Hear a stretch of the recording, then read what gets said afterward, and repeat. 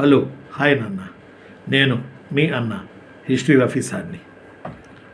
మొన్న సండే రోజు జరిగింది కదా, civils, general studies second paper, 2 పేపర్లు. ఒకసారి చూస్తే ఈ పేపర్లు చాలా కఠినాతి కఠినంగా ఉన్నాయి. జనరల్ స్టడీస్ పేపర్ కూడా అసలు అందే పరిస్థితి లేదు. అంటే విచ్ మీన్స్ ఇలా ఎందుకు పేపర్లు ఇస్తున్నారు ఇంత కఠినాతి కఠినంగా? అసలు వాళ్ళు ఏ ఉద్దేశంతో ఇస్తున్నారు? ఎంత ఫిల్టరైజేషన్ అయినా, ఎంత వడపోతైనా ఇంత దారుణమా?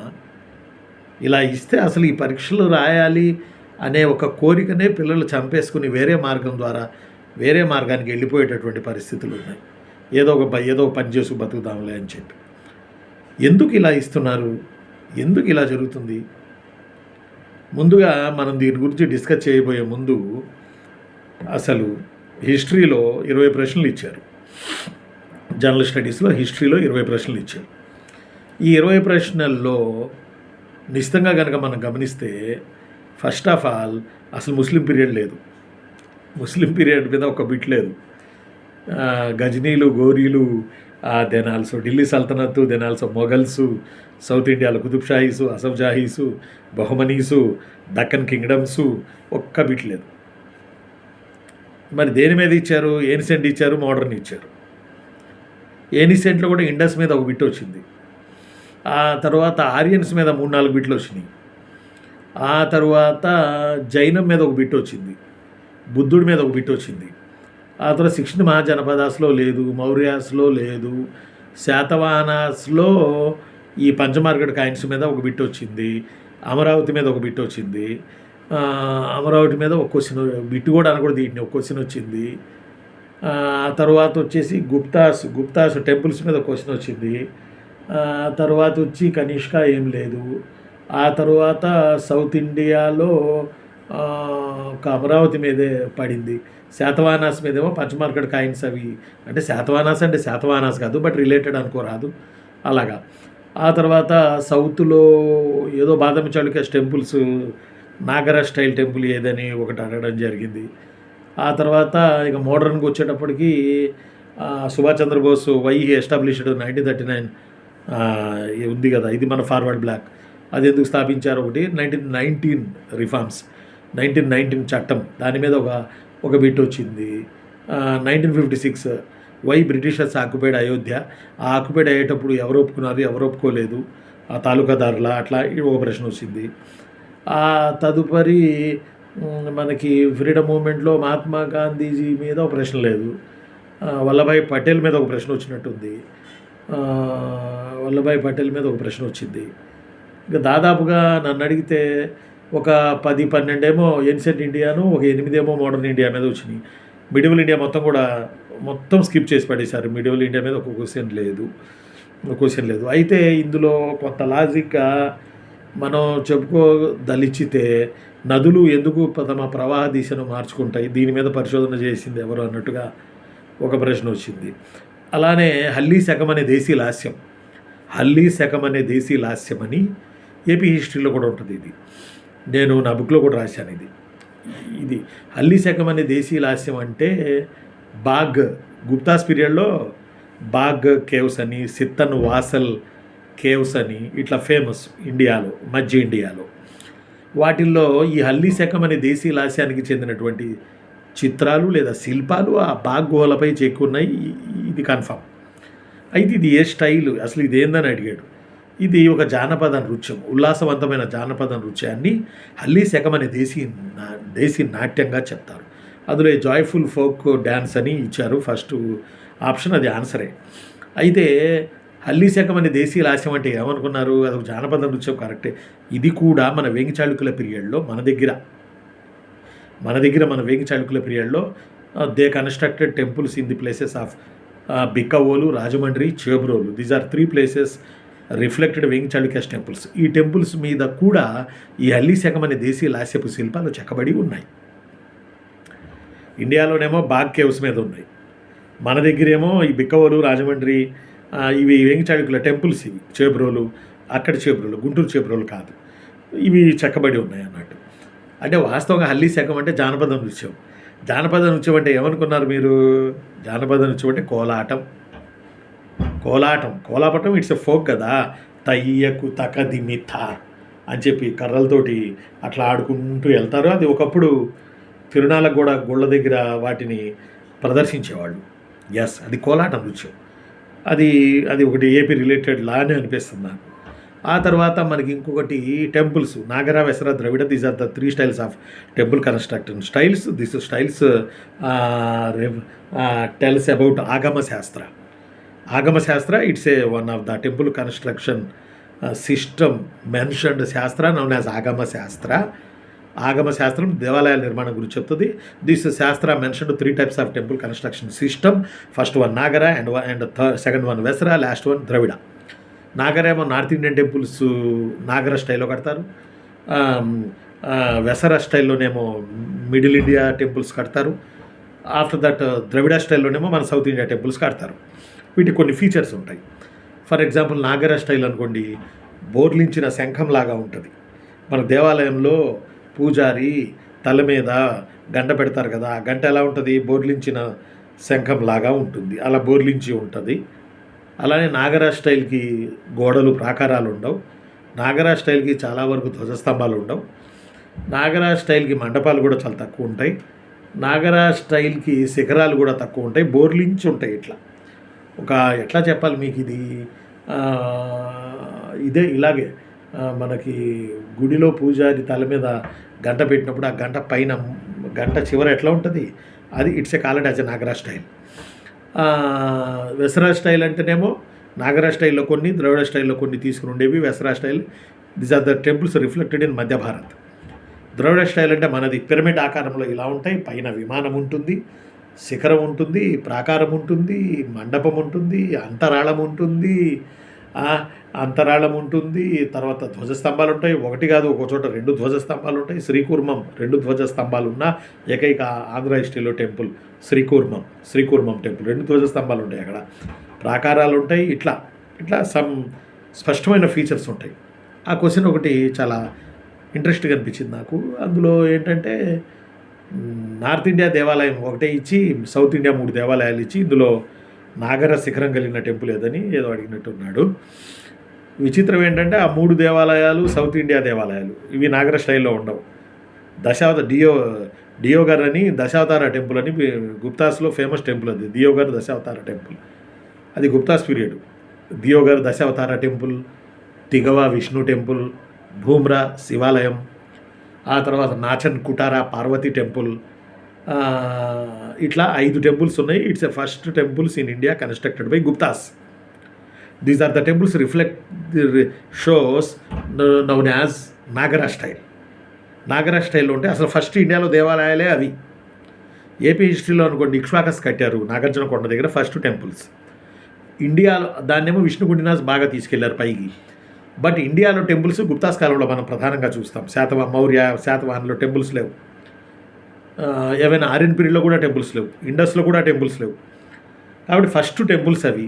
తిగవ విష్ణు టెంపుల్, భూమ్రా శివాలయం, Bhumara Shiva temple, Nachna Kuthara Parvati temple, Deogarh Dashavatara temple, ఇంకొకటి ఉంది. మొత్తం 5 టెంపుల్స్ ఇవి. ఇందులో దియోగఢ్ దశావతార టెంపుల్ అని ఇచ్చాడు. అది నాగర స్టైల్, ఇది నార్త్ ఇండియా. ఏమాత్రం కొద్దిగా అవగాహన ఉన్నా ఈ 3 సౌత్ కదా, నార్త్లో నాగర అంటారు కదా, కాబట్టి దియోగర్ దశావతార టెంపుల్ కదా, ఇది నార్త్ ఇండియా కదా అనేది మనకు తెలిసిపోతుంది. మిగతా 3 టెంపుల్ సౌత్ అయినవి మనకి ఈజీగా తెలిసిపోతుంటాయి. అంటే ఆ లెవెల్ ప్రిపేర్ అవ్వకుండా ఉండరు అనుకోండి సివిల్స్ ప్రిపేర్ అయ్యే పిల్లలు. బట్ ఏమైనా ఇది ఒక రకంగా దుర్మార్గమే. ఎందుకంటే ప్రిపేర్ అవుతున్న వాళ్ళకి ఈ పేపర్ అయినా, ఆ తర్వాత ఉన్న సెకండ్ పేపర్ అయినా, సివిల్స్లో నిన్న జరిగిన పరీక్షల్లో ఆసక్తి పోతుంది. అసలు ముందు ఆసక్తి పోయి భయం ఏర్పడుతుంది పిల్లల్లో. అరే రేపు మన గ్రూప్ 1 ప్రిలిమ్స్, గ్రూప్ 2 ప్రిలిమ్స్ ఇలాగే ఇస్తే మనం దెబ్బతింటాం కదా, దీని మీద ఒక వీడియో చేయండి సార్ అని 2 డేస్ నుంచి మన పిల్లలు నన్ను అడుగుతూ ఉన్నారు. నేను కూడా కొంత రీసెర్చ్ తీసుకొని, కొంత టైం తీసుకుని దీని మీద మీకు నేను ఈ వీడియో చేయడానికి నేను ప్రయత్నం చేస్తూ ఉన్నా. ఒకటి గుర్తుపెట్టుకోండి, ఇలా పేపర్లు ఇవ్వకూడదు, ఫస్ట్ పాయింట్. రెండోది, ఒకవేళ ఇవ్వడం అయితే వ్యాస్ట్ సిలబస్, సముద్రం అంత సిలబస్ ఉంటుంది జనరల్ స్టడీస్. బుక్స్ ఇవ్వండి. నేను అడ్వైజ్ కాదు, నేను విన్నపం చేసేది ఏంటంటే బుక్స్ ఇవ్వండి. ఏ ఏ బుక్స్ ఇవ్వండి అంటే చేతికి బుక్స్ ఇవ్వమని కాదు. ఫలానా బుక్స్ రిఫరెన్సు, ఫలానా బుక్స్ రిఫరెన్సు, ఫలానా బుక్స్ రిఫరెన్సు అని రిఫరెన్స్ కింద బుక్స్ ఇవ్వండి. అప్పుడు హ్యాపీ కదా. ఆ బుక్స్ చదువుకుంటారు, అందులో వస్తాయి. అందులో ఎవడు బాగా చదువుకుంటే అందులో వస్తాయి. ఆ బుక్స్ ఎట్టా ఇస్తారు అని మీరు అడగొచ్చు. ఎస్, మేము కాంపిటేటివ్ ఎగ్జామ్స్ మేము రాసే తరుణంలో ఒక్కొక్క సబ్జెక్ట్కి కింద రిఫరెన్స్ బుక్స్ ఇచ్చేవాళ్ళు. ఒక్కొక్క సబ్జెక్ట్కి ఒక్కొక్క ఉంటుంది కదా, డిఫరెంట్ సబ్జెక్టులు, జిఎస్లోను మెయిన్స్లోను. ఫలానా సబ్జెక్ట్కి ఈ బుక్స్ చదువుకోండి, ఫలానా సబ్జెక్ట్కి ఇది NCERT books so and so చదువుకోండి అని బుక్స్ లిస్ట్ ఇచ్చేవాళ్ళు. అబ్బా, గ్రూప్ 2కి గ్రూప్ 1కి అట్లా బుక్స్ లిస్ట్ ఇచ్చేవాళ్ళు. ఇప్పుడేమో లిస్ట్ ఇవ్వకుండా గోయిందా చేసేసారు. ఇది కూడా ఒక రకంగా పిల్లల్ని వంచడమే నాకు తెలిసి. ఈ యాడని చదువుతారు, ఎటని ఎత్తుక్కుంటారు. ఈ సివిల్స్ మన విషయానికి వద్దాం, లాస్ట్ వరకు కొద్దిగా వెయిట్ చేయండి. సివిల్స్ విషయానికి వస్తే నేను ఎప్పటి నుంచో తలబాదుకుంటున్నా. ఈసారి ఈ పేపర్లు కనుక గమనిస్తే హైఫై ఇంగ్లీష్ వాడారు. ఏదో బ్రిటన్లో అమెరికాలో మాట్లాడే ఇంగ్లీష్ లాంటి ఇంగ్లీష్ వాడారు. ఇంగ్లీష్ అసలు అందుకోవడం కష్టం. రెండోది, ఇక ఏ క్వశ్చన్ తిన్నగా లేదు, ఉండదు కూడా సివిల్స్లో మనందరికీ తెలిసిందే. కానీ అది కూడా డెప్త్ అంటే డెప్త్. మీరు ఎట్టా ఆన్సర్ పెడతారో దేశవ్యాప్తంగా మేము చూస్తూ ఉండండి. What is the attitude of UPPSC? ఏంది యాటిట్యూడ్? ఎందుకు ఇలా యాటిట్యూడ్ ప్రదర్శిస్తుంది UPPSC, union public service commission? మీరు పరిశీలించాల్సింది పిల్లల సబ్జెక్ట్. కానీ పిల్లలు ప్రతి సబ్జెక్ట్లో జనరల్ స్టడీస్లో ప్రొఫెసర్లు అవ్వాలా? ఇప్పుడు ఒక తమ్ముడితో నేను డిస్కస్ చేశాను. ఇప్పుడు ఈ డిస్కషన్ తర్వాత ఈ వీడియో చేస్తున్నాను మీకు. పాపంతో మెసేజ్ పెట్టారు వాట్సాప్లో నాకు.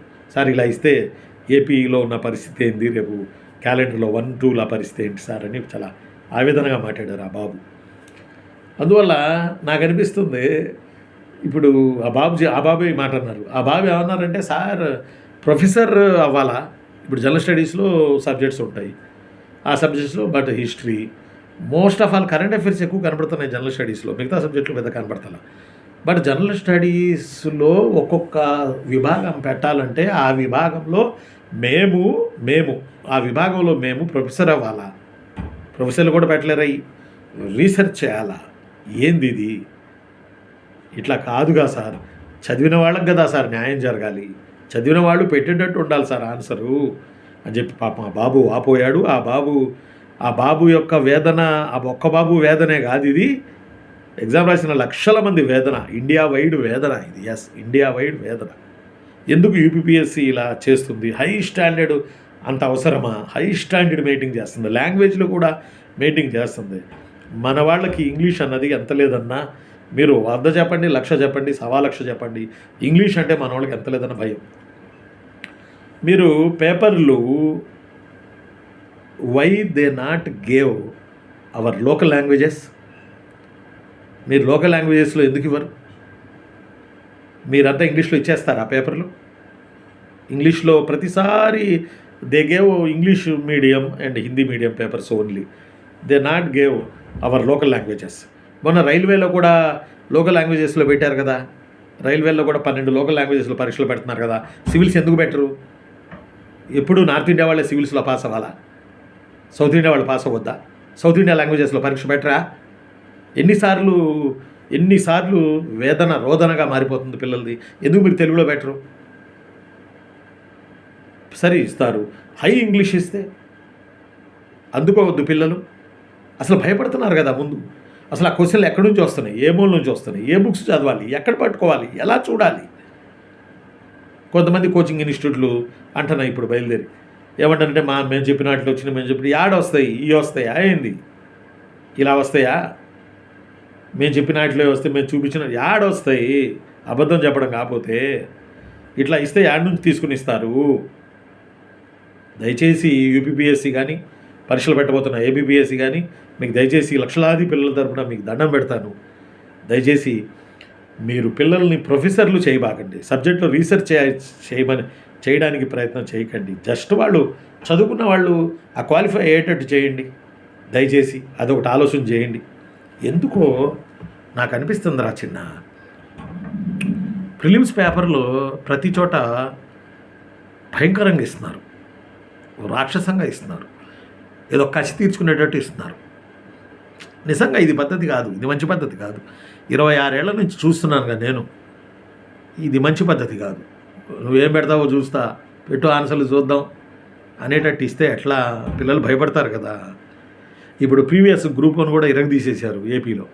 ప్రీవియస్ గ్రూప్ 2 ప్రిలిమ్స్ మీకు తెలుసు కదా, ఎంత భయంకరంగా ఇచ్చారో paper, prelims paper group 2 previous. ఇక్కడ విచిత్రం ఏంటంటే, ఆ బాబుతో నేను పంచుకున్న, ఆ బాబు నాతో పంచుకున్న విషయాల్లో ప్రిలిమ్స్ పేపర్లు కఠినంగా ఉంటున్నాయి, మెయిన్స్ పేపర్లు ఈజీగా ఉంటున్నాయి. ఇది ఒకటి గమనించండి.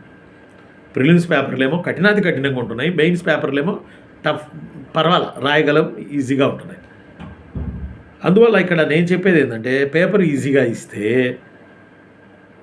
ఓ మాదిరిగా చదివిన వాళ్ళు, టఫ్గా చదివిన వాళ్ళు ఇద్దరు ఒకటే అవుతారు. పేపర్ భయంకరంగా ఇస్తే సేమ్ ఇద్దరు ఒకటే అవుతారు. భయంకరంగా ఇస్తే ఎంత చదివినది ఆన్సర్ చేయలేరుగా, చదివిన వాళ్ళు చేయలేరు, చదివిన వాళ్ళు చేయలేరు. అందువల్ల పేపర్ మరీ తేలిగ్గా ఉండకూడదు, సులువుగా ఉండకూడదు, పేపర్ భయంకరంగానూ ఉండకూడదు. మధ్యస్థంగా ఇవ్వడం చేత కావట్లేదా మీకు? కొన్ని బిట్లు టఫ్ ఉంటాయి, కొన్ని బిట్లు ఈజీ ఉంటాయి, కొన్ని బిట్లు కాన్సెప్ట్ ఉంటాయి, కొన్ని బిట్లు అసర్టేషన్ రీజనింగ్ ఉంటాయి, అట్లా కొన్ని ఇలా ఇవ్వడం చేత కదా. అరే ప్రతి బిట్టు కళ్ళు ఊడి పేపర్ మీద పడ్డట్టు చేస్తే ఈ చదువుకున్న పిల్లలు 4 ఏళ్ళు 5 ఏళ్ళు మా అశోక్ నగర్లో కూర్చొని ప్రిపేర్ అవుతున్నటువంటి పిల్లలు, వైజాగ్లో ప్రిపేర్ అవుతున్న పిల్లలు, గుంటూరులో ప్రిపేర్ అవుతున్న పిల్లలు, తిరుపతిలో ప్రిపేర్ అవుతున్న పిల్లలు, కర్నూలులో ప్రిపేర్ అవుతున్న పిల్లలు, వీళ్ళు ఏం నమ్ముతారు సివిల్స్ని? ఎక్కడ ఈ రాసిన వాళ్ళలోనే వీళ్ళకి తక్కువ మార్కులు వచ్చినా కానీ క్వాలిఫై అవుతారులే. ఎస్, నేను కాదంట్లా, తక్కువ మార్కులు వచ్చిన వాళ్ళు కూడా దీనిలో క్వాలిఫై అవుతారు, ఎందుకంటే పేపర్ టఫ్గా ఉంది కాబట్టి. అదొక ప్లస్సే. కానీ అసలు అందట్లేదుగా. అందనప్పుడు బాగా చదివిన వాళ్ళు కష్టమవుతుంది కదా. ఈ పేపరు ఎంత కఠినమా, అవసరమా? ఇది తప్పు కదా. తనలో ప్లీజ్ ఇలాంటి ప్రశ్నలు అడగండి. చదివిన వాళ్ళకి క్వాలిఫై అయ్యేటట్టు, చదివిన వాళ్ళకి జాబులు వచ్చేటట్టు ప్రశ్నలు అడగండి ప్లీజ్. ఆ తర్వాత మనకి ఇంకోటి ఏంటంటే, ఇలాంటి సిచ్యువేషనే రేపు జరగబోతున్న పరీక్షల్లో జరిగే ఛాన్స్ ఉందా అనేది పిల్లలు భయపడతా ఉన్నారు. నేనేం చెప్తానంటే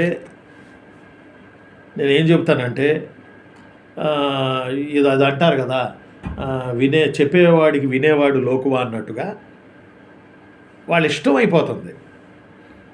సరే, రిఫరెన్స్ బుక్స్ ఇచ్చి నువ్వు తీసుకో, పర్వాలేదు, నువ్వు ఏమైనా ఇచ్చుకో, ఎవడు కాదంటాడు. రిఫరెన్స్ బుక్స్ ఏపీపీఎస్సీ ఇవ్వట్లేదు, యూపీఎస్సీ కూడా ఇవ్వట్లేదు. రిఫరెన్స్ బుక్స్ ఇస్తే చదువుకుంటారు కదా, ఓ 10 కాకపోతే 20 రిఫరెన్స్ బుక్స్ 20 ఇవ్వండి. ఎందుకు చదువుకోరు పిల్లలు? అరే మగడా, మీరు ఇట్లా చేస్తే ఎట్లానా బాబు, తప్పు కదా, పిల్లలు అల్లాడిపోతున్నారు కదా. సరే అయితే మరి మన దగ్గరికి వచ్చేటప్పటికి ఎట్లా ఉండొచ్చు? ప్రీవియస్లో ఎలా ఉన్నాయి? గ్రూప్ 1 ప్రిలిమ్స్ ప్రీవియస్ ఎట్లా ఉంది? 2-3 సార్లు జరిగింది కదా ప్రీవియస్లో. అలానే గ్రూప్ 2 ప్రిలిమ్స్ ఎలా ఉంది? పైపించు నెగిటివ్ మార్కులు, ఇంకా ఘోరం, ఇంకా ఏమి లేదు, మిమ్మల్ని కొడతామా అన్నట్టుగా నెగిటివ్ మార్క్స్, భయంకరమైన నెగిటివ్ మార్క్స్. ఇక నెగిటివ్ మార్క్స్ దాటుకుని, ఇలాంటి ప్రశ్నలు దాటుకుని అసలు అటెంప్ట్ చేయాలంటేనే భయం వేస్తుందని అంటున్నారు ఆ బాబు. అటెంప్ట్ చేయాలంటేనే భయం వేస్తుంది, గెస్ అసలు చేయలేకపోతున్నాం సార్, ఇలాంటి ప్రశ్నలు పాడుగాను యాడ్ నుంచి తీసుకొస్తున్నారు, ఏమో ఇంత ఘోరం ఉంటే కష్టం కదా అని చెప్పి. అందువల్లే నేను ఏమంటానంటే, మీకు ఏమంటానంటే, ఎలాబొరేట్గా చదవండి. గ్రూప్ 1 కానీ గ్రూప్ 2 కానీ దీన్ని దృష్టిలో పెట్టుకుని. ఇలాగే ఇస్తాడనేం లేదబ్బా, అసలు వాడు ఎలా ఇస్తాడో ఆవిడ తెలీదా? వాడు ఈజీగా ఇవ్వచ్చు, టఫ్గా ఇవ్వచ్చు, భయంకరంగా ఇవ్వచ్చు, మధ్యస్థంగా ఇవ్వచ్చు. దాన్ని ఎవడు ప్రిడిక్ట్ చేయలేం, మనం ఎవడ అంచనా వేయలేం. మనం చేయాల్సిందే, మన చేతుల్లో 2 ఉంది. ఒకటి ప్రిపరేషన్ చేయడం, 2 ఎగ్జామ్ హాల్లో ఇచ్చే 2.5 గంటలో 3 గంటల్లోనో టైం మేనేజ్మెంట్ చేసుకుంటూ జాగ్రత్తగా ఆన్సర్లు చేయడం, కక్కుర్తికి పోయి అన్నీ రుద్ది రాకుండా ఉండడం, సంతోషం ఎక్కువై తప్పులు పెట్టకుండా ఉండడం. అందువల్ల ముందు ప్రిలిమ్స్ నుంచే మనం జాగ్రత్త పడి, ప్రిలిమ్స్ నుంచే కొంత సోదాహరణంగా చదువుకోవడానికి ప్రయత్నం చేయండి. ఇప్పుడు ఈ సివిల్స్, ఈ ప్రిలిమ్స్ పేపర్ చూస్తే ఒక్కొక్క సబ్జెక్ట్లో ప్రొఫెసర్ అవ్వాలి, పిహెచ్డి చేయాలా అన్నట్టుగా బాబు నన్ను ప్రశ్నిస్తే నాకు భలే బాధేసింది. నిజమే కదా, అంత ఘోరంగా ఇస్తే ఎలా ఆన్సర్లు చేస్తారు ఏదైనా, ఏ క్వశ్చన్ అయినా. కాబట్టి కొంచెం చూడండి, చూసి పిల్లలకి ఇవ్వండి. అయితే మనం కూడా మన పిల్లల తరపు నుంచి మనం కూడా చేయాల్సిన ప్రధానమైన విషయం ఏంటంటే, చిన్న పామునైనా పెద్ద కర్రతో కొట్టాలి అన్నట్టు. ఇది ఎట్లా ఉంటుందంటే, ఒక్కోసారి భయంకరంగా ప్రిపేర్ అయ్యి వెళ్తాము డెప్త్గా, వాడు ఈజీగా ఇచ్చేస్తాడు. అంత లోతుకి వేస్తాడా అని డెప్త్కి ఇస్తాడు. అందువల్ల మనం డెప్త్ నుంచి మధ్యస్థానికి వెళ్ళి, సులువు నుంచి మధ్యస్థానికి వెళ్ళి, మధ్యస్థ నుంచి డెప్త్కి 3 స్టేజ్లో ప్రిపేర్ అవ్వాలి. ఫస్ట్ ఫ్యాక్ట్ బేస్డ్ సులువు, సెకండ్ వన్ మధ్యస్థం కాన్సెప్టు, థర్డ్ వన్ ఇంకా అసర్టేషన్, రీజనింగ్, స్టేట్మెంట్ బేస్డ్ క్వశ్చన్లు ఇంకా చాలా ఉన్నాయి కదా, రకరకాల ప్రశ్నలు. అక్కడ వరకు వెళ్ళాలి. ప్రతి దానికి వెళ్ళాల్సిందే, తప్పదు. ఏదో ఆయారం గయారంలా ప్రిపేర్ అయ్యి రాద్దామంటే కుదరదు. అర్థం అట్లా. ఇలాంటి ప్రశ్నలకి మీరు ఆన్సర్ చేయాలంటే పుస్తకాలు, మంచి పుస్తకాలు, స్టాండర్డ్ పుస్తకాలు తీసుకుని చదువుకోవాలి. చదువుకుంటేనే మనకి రేపు రాబోతున్న గ్రూప్ 1 కానీ గ్రూప్ 2 కానీ మనం బయటపడే అవకాశం ఉంది. వన్స్ ప్రిలిమ్స్ దాటించండి. అలాగని ప్రిలిమ్స్ వరకే చదువుకుని ప్రిలిమ్స్ దాటించిన తర్వాత మెయిన్స్ దాటిస్తామంటే ఏపీలో కుదరదు. ఎందుకు కుదరదు అంటే మధ్యలో టైం గ్యాప్ ఉండదు. సివిల్స్ అంటే కొంత గ్యాప్ ఉంటుంది. ప్రిలిమ్స్కి, మెయిన్స్కి, ఇంటర్వ్యూస్కి, రిజల్ట్స్కి అలా కొంత గ్యాప్ ఇచ్చుకుంటా పోతాడు. మన దగ్గర గ్యాప్ ఇవ్వరు. ప్రిలిమ్స్ అయిపోతే మెయిన్స్ ఎమ్మటే పెట్టేస్తారు. అందువల్ల ఏంటంటే ప్రిలిమ్స్కి సమానమైన ప్రాధాన్యత ఇవ్వండి. మెయిన్స్కి మొన్నటిదాకా నేను మెయిన్స్ అది సమానం అని చెప్పి ఇప్పుడు కూడా అలాగే చేయండి. ప్రిలిమ్స్కి, మెయిన్స్కి సమానంగా చెరొక హాఫ్ డే ఇచ్చుకుంటూ ప్రిపరేషన్ చేసుకుంటూ వెళ్ళిపోండి. ఓకేనా? ఏం భయపడకండి. ఇలా ఇస్తాడు అని చెప్పలేం, ప్రిడిక్ట్ అని చేయలేం, మనం అంచనా వేయలేం. అందరు భయపడుతున్నట్టు మీరేం భయపడకండి, అస్సలు భయపడకండి. నేను చెప్పినట్టు మీరు ప్రిపేర్ అయ్యి వెళ్ళిపోతూ ఉండండి. సులువు అంటే ఫస్ట్ బేసిక్స్ నుంచి వెళ్ళిపోండి, తర్వాత మధ్యస్థానికి వెళ్ళండి, తర్వాత డెప్త్కి వెళ్ళండి. సబ్జెక్ట్లో అది ఏ సబ్జెక్ట్ అయినా అలా చూసుకుంటూ వెళ్ళండి. దీనికి ఎక్కువ శ్రమ చేయాల్సి ఉంటుంది. కనీసం 10 గంటలు రోజుకి జాగ్రత్తగా టైం చూసుకుని శ్రమ చేసుకుంటూ ముందుకెళ్ళండి. ఈ పేపర్లు చూసి రాబోతున్న ఏబిపిఎస్సి పేపర్లు కానీ, టీజీపీఎస్సి పేపర్లు కానీ భయపడకండి. అంత అవసరమేం లేదు. సివిల్స్ కాబట్టి అది ఆరెంజే ఉంటుంది ఒక రకంగా. కాబట్టి ఈ మధ్యలో మరీ చుక్కలు చూపిస్తున్నాడు, చుక్కల శాస్త్రం అని చుక్కలు చూపిస్తున్నాడు ఈ మధ్యలో. మరీ కాదు, అలా కూడా ఇవ్వకూడదు. చదివిన వాళ్ళకి ఉద్యోగాలు రావాలి, చదివిన వాళ్ళు క్వాలిఫై అవ్వాలి. రెండు ప్రిలిమ్స్ని కూడా కొంచెం కన్నేసి జాగ్రత్తగా ప్రిపేర్ అవ్వండి. నేను మీ అన్న హిస్టరీ రఫీసాన్ని. జాగ్రత్తగా ప్రిపేర్ అవ్వండి. మళ్ళీ కలుసుకున్నప్పుడు మరో వీడియో చేస్తాను నేను. థ్యాంక్ యూ నాన్న. థ్యాంక్ యూ రా.